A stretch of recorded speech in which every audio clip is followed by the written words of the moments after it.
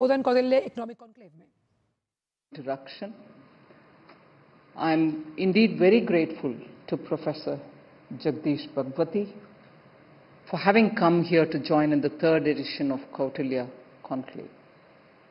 And before me, I see a select August gathering.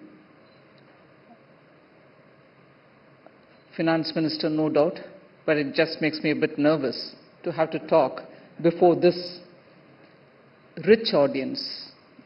And it is your views that I look forward to at the end of this conference to guide me further in taking India's economy in all its divergence and also the challenges, the newer challenges which are coming before us, literally by the day, and make sure that India continues to be the fastest growing economy. So thank you very much for coming here.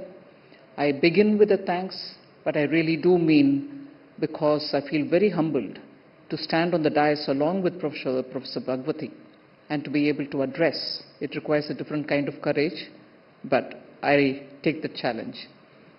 Let me at the outset thank and